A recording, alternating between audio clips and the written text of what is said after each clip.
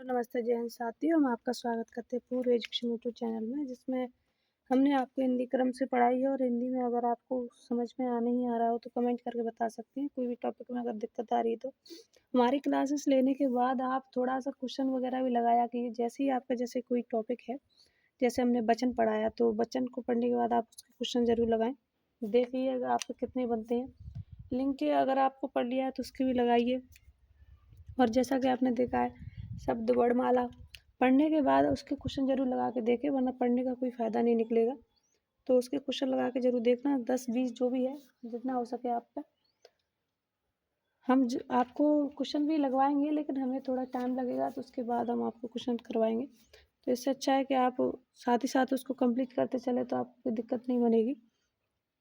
आज का जो हमारा टॉपिक है वो है समास। समास परिभाषा क्या है? देखिए समास किसे कहते हैं। नाम से ही पता चल रहा है समास, जिसमें सभी समाज आता हो उसको हम क्या कहते हैं? समास। परिभाषा क्या है? दो शब्दों के मेल को क्या कहते हैं? हम समास कहते हैं। दो शब्द हैं, दोनों को मिलाकर जब एक शब्द बनता है तो उसको हम क्या कहते हैं?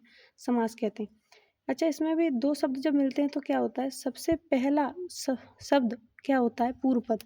दो शब्द जब मिलते हैं तो पहला जो शब्द जुड़ता है उसको हम क्या कहते हैं? पूर्व पद। तथा दूसरा शब्द उसको हम कहेंगे क्या? उत्तर पद। क्या कहते हैं? पर पद कह दिया है इसमें, उत्तर पद क्या कहते हैं? क्या कहते हैं? उत्तर पद। क्योंकि उत्तर यानी बात का पूर्व है पहले का। तो शब्द जब दो शब्दों से मिलकर एक शब्द बनता है तो उसको हम क्या कहते हैं? समास। पहले शब्द का जो नाम होता है पूर्व पद तथा दूसरा शब्द का नाम होता है उत्तर पद कहलाता है। दोनों शब्दों के मेल से जो बनता है वह आपका क्या होता है? सामासिक पद। जब दो शब्द मिल जाते हैं, एक शब्द बन जाता है, तो उस शब्द को हम नाम देते हैं कि भाई ये सामासिक पद है, यानी समास बन गया। पद का मतलब ही होता है क्या? शब्द। तो जब दो शब्दों से एक शब्द बन गया तो हम उसको कहेंगे क्या? सामासिक पद। जैसे आपका देखा है रसोई घर, एक शब्द है, इसको हम कहेंगे सामासिक पद। वहीं देखिए आप रसोई प्लस घर, इसको कहेंगे पूर्व पद, इसको कहेंगे उत्तर पद। दोनों जब मिले तब क्या कह दिया हमने? सामासिक पद। इस प्रकार शब्दों को जब अलग अलग देखते हैं तो उनके अलग अलग भी नाम होते हैं। जब दोनों को मिलान किया जाता है तो एक ही शब्द बन जाता है, जिसको हम कहते हैं सामासिक पद। वही समस्त पद को अलग करने की प्रक्रिया को हम विग्रह कहते हैं। मान लीजिए अगर हमने जो रसोई घर बनाया, रसोई घर शब्द था, हमने इसको अलग कर दिया, तो इसको क्या कहेंगे? विग्रह। तो समस्त पद को अलग करने की प्रक्रिया को हम क्या कहते हैं? विग्रह कहते हैं। जैसे आपने देखा हो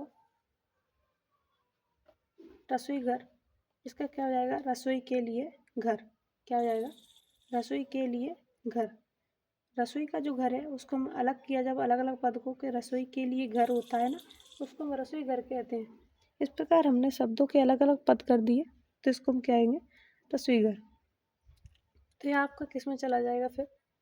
ये आपका चला जाएगा विग्रह में। किस में चला जाएगा? विग्रह में।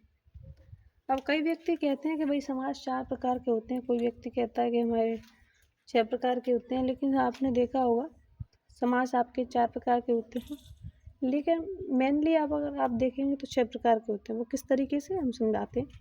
जैसे पहला है अव्ययीभाव समास। कौन सा है? अव्ययीभाव समास। दूसरा क्या है? द्वंद्व समास। दूसरा क्या है? द्वंद्व समास। इनको हम बिल्कुल अच्छे से समझाएंगे, आप कभी भूलेंगे नहीं। फिलहाल आप थोड़ा सा देख लीजिए, आज परिचय दे देते हैं हम। अव्ययीभाव समास, दूसरा है द्वंद्व समास, तीसरा है बहुब्रीहि समास, चौथा है तत्पुरुष समास। इन 4 जो समास होते हैं जो आपके मुख्य समास होते हैं, बाकी जो समास बनते हैं इन्हीं में से बन जाते हैं। आपका जो तत्पुरुष समास है इसमें से ही 2 समास अलग बनते हैं आपके। कौन से? कर्मधारय समास और द्विगु समास। कर्मधारय समास और द्विगु समास। तो द्विगु समास जो होता है आपका किसमें से बनता है? तत्पुरुष समास में से। तत्पुरुष समास में से पहला बना कर्मधार, दूसरा बना द्विगु समास। इस प्रकार हमारे समासों की जो संख्या हो कितनी हो गई? 6। कितनी हो गई हमारे समासों की संख्या? 6। तो कर्मधारय व द्विगु को तत्पुरुष का ही भेद माना जाता है। आपका जो है कौन सा? कर्मधारय व द्विगु, इन तत्पुरुष का ही भेद माना जाता है।